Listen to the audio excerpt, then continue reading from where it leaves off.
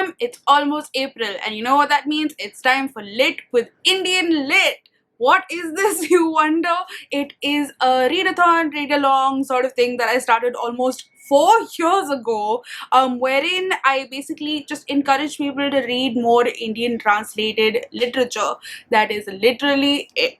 Why Indian translated literature? Because India is just such a vast and diverse country. We have so many diverse languages and dialects, and there are so many people writing in these dialects. And sometimes I feel like we kind of pigeonhole ourselves into certain sort of books which are written in maybe English, and we don't really like go out there and try to look for other books written in different languages, which are then translated to the language which we can read in, which is mostly English for all of us, and thus reading more translated literature.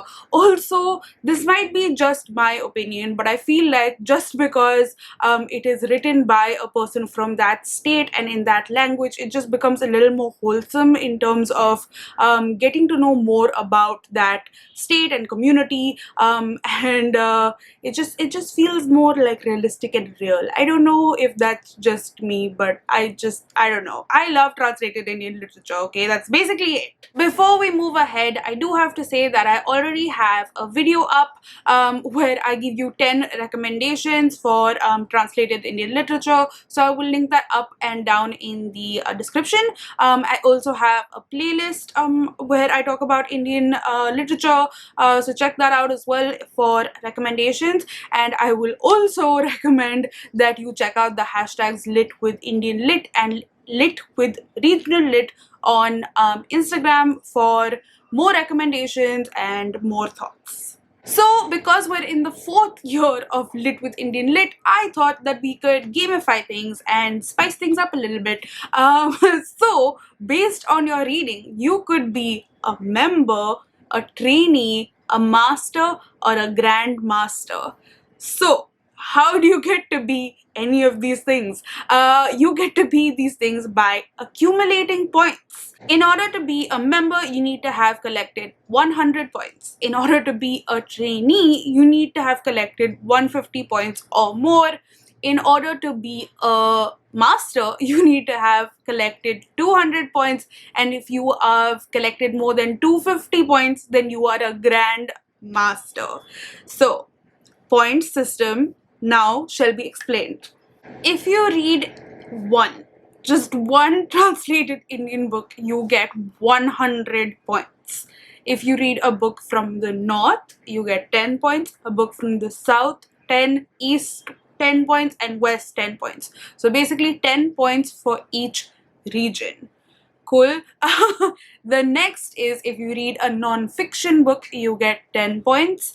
If you read a book by a Dalit author or about Dalit lives, you get 20 points. If you read a book in the original language, that is, it is not translated into English or whatever, but you read it in the original language, you get 30 points. And for each state that you read from, you get an additional 10 points.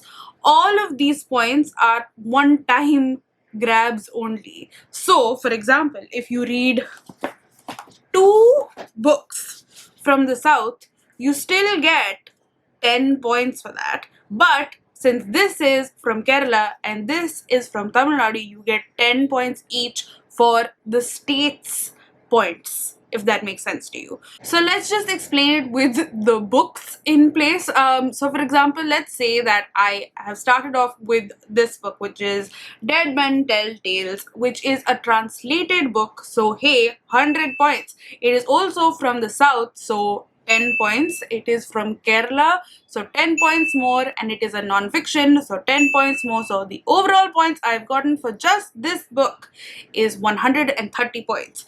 But I also plan to read this book, which is written in tears, which is from the east, and from Assam. So this is another 10 points for books from the east, plus 10 more points because it is from Assam, a different state.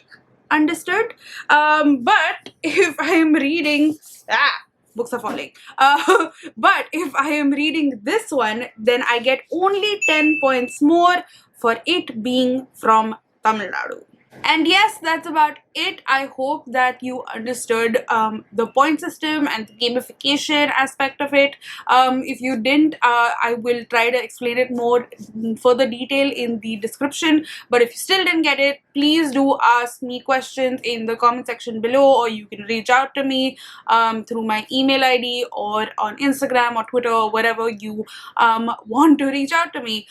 So the only thing that you have to do to participate is to read these books, and if you are going to put it up on social media, then do use the hashtag #LitWithIndianLit, because essentially the whole idea is that it is a community effort to talk about translated Indian literature and to get various recommendations and reviews of these books. So stay tuned, because there's going to be a lot more content with regards to Indian translated literature coming your way. I also will be hosting some giveaways and stuff like that. So stay tuned, as I said, and I do hope that you participate, and I will see you in my next video.